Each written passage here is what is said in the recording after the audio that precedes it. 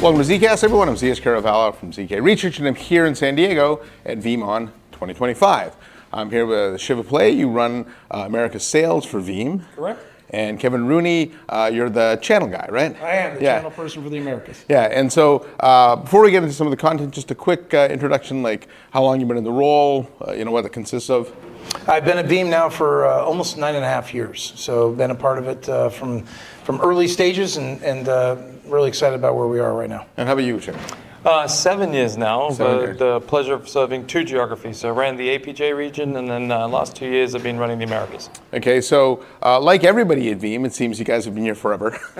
Nobody seems to leave this company ever. So now it's been as an analyst, it's been interesting to watch the transition, not just of Veeam, but also of the entire industry, right? And Shiva and I, you were talking a little bit before, and just from the customers you talked to, I think when you joined the company, when you both joined the company, this was really a backup and recovery play, but it's much different than that today, right? And so when you think of data resilience, Veeam's really at the center of that. And so what's driving that? What are customers telling you today? Yeah, it's a great question. I think when I started the company, we were backup and recovery was kind of an afterthought. You do an infrastructure transformation, digital transformation, and then you think about, hey, how am I going to back up and make sure the stuff's working and I can get it recovered?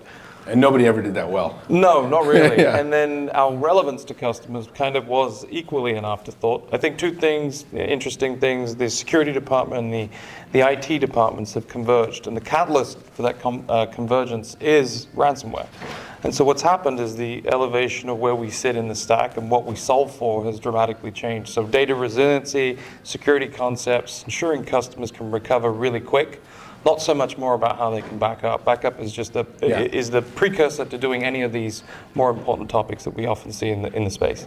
Yeah, well, I'm sure you've had to make it easier though, because like I said, nobody could. When I was in corporate IT, we were great at backing things up. We're never that good at the recovery side of things. So yeah.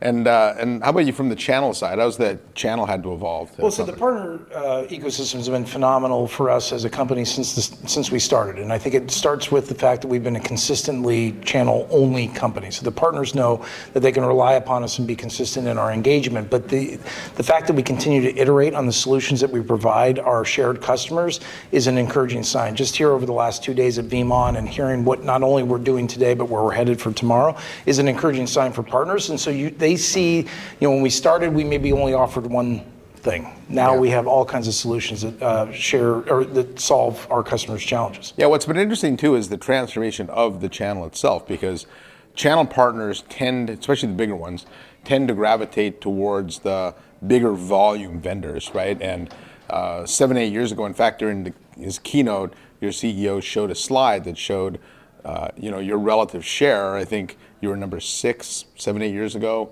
I think 9 years ago, and you've slowly grown to 1, but now you're the big volume play, and so that's, I'm sure, attracted more and more of the large volume, the bigger SIs and companies like that. Well, certainly partners love to be associated with number 1, but they're the ones that pushed us to get to number 1, right? And so then it's the consistency in how we engage with them, regardless of our size in the market. We've always been the predictable player to work with, and I think that gives them comfort in that they're partnering with the right player.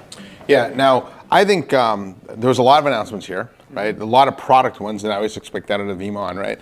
One of the more interesting ones I thought was the DRMM, the Data Resiliency Maturity Model, and because I think that the whole idea behind it is it helps companies understand where they are, but that's not really a product or a tool you take your traditional kind of engineer person, right? And so talk about how the people you talk to and that you engage with on the enterprise side has changed. Yeah, so I think the DRMM is a really nice touch. Our job and Veeam's mission is to protect the world's data.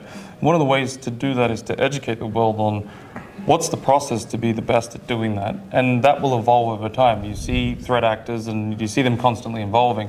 To have a true North Star for customers, to now map to and look to and think about it not only from a technology standpoint, but from a people standpoint and also a process standpoint is pretty cool. We partner with McKinsey, MIT, Microsoft, Splunk, Palo Alto. It's not a Veeam thing. Yeah, there was a lot of big names that were in that. Yeah. Absolutely. So it's an industry thing, whether it's our competitors or anyone. We've set a stage of what North Star looks like. So I think, how does that translate to a customer?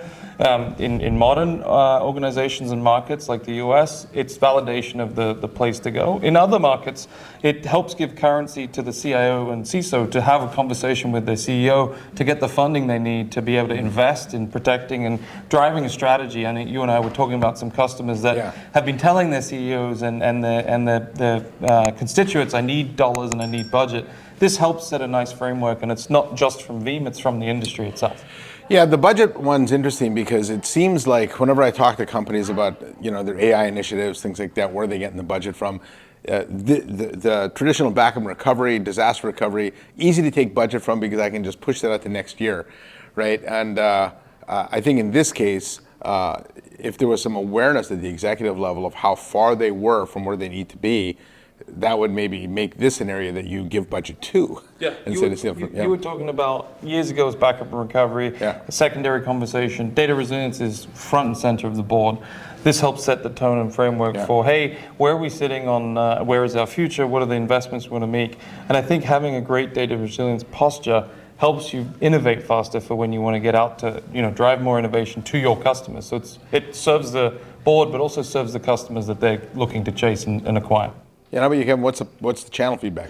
Channel feedback's been great, and the DRMM has been very well embraced because it is an agnostic view of where a customer sits in that journey in terms of data protection and, more importantly, even recovery. And we've been doing a lot of resiliency workshops with customers, and it's interesting to bring the customers together. And they have people in the meeting that are from the same company meeting for the first time because they have different responsibilities within the data protection recovery space. And when we bring them together, they understand where they sit.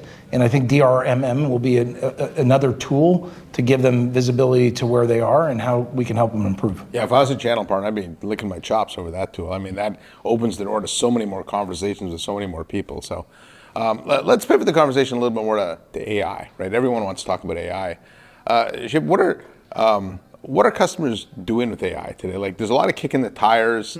The number one inhibitor that I've seen is getting their data house in order. Yep. Right, like by far, right? Even more than security. And so, how are you helping them with that? Like, what do they want to do with it, and how are you helping them with it? Yes, it's a great question. I almost liken it to the cloud concept many years ago. Everyone wanted to do it, talk about it, and then there was this motion of it took a few years to understand how to get your hands around it, really leverage it, and now it's purely defined. I think we're in a similar space with AI. However, I think it'll move much faster. I think for us, from a technology standpoint, we're going to deliver AI and empower customers to take meaningless work and focus more on meaningful work. So that's a great initiative.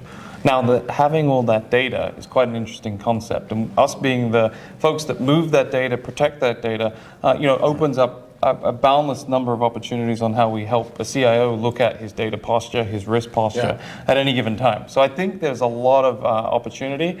Governance, compliance, and a few other things like that will help shape the space in the years to come, but we're right behind and right in the middle of that conversation. Yeah, well, you have all that enterprise data, right? And so the question in my mind is, there's so many things you could do. What do you want to do? Or maybe the better question is, what should you do, and what's the domain of somebody else? And I'm sure that's being worked on by the company now. But what are some of the what do you think is some of the low-hanging fruit for you?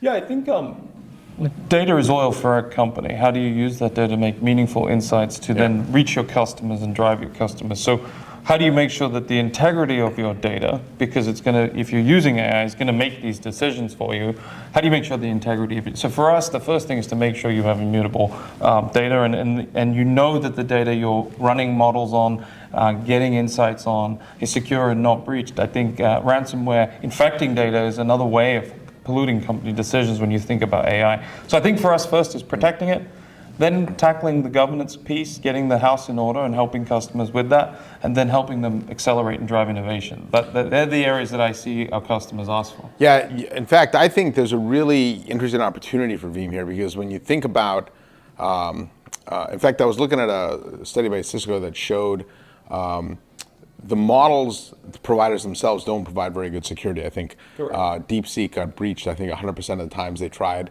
And the best model is only 26% of the time. Yep. And so that would lend me to believe that as a CIO, I'd be cautious about switching models once they got one secured. But if I've got Veeam in place and I know that whatever model I bring in, it's being secured, it's being protected, the data's being protected, I could actually have a lot more freedom at the model layer because I've got that foundation in place. And I think that's a really interesting opportunity, because I think typically when you think of cyber, it gets in the way of business processes, and now it becomes an enabler. Yeah, who would have thought that backup vendor, data resilience vendor is the fuel for innovation to help you move faster, help you be more in touch with your customers, and help leverage AI as much as you can. So I think there's so much happening in the future.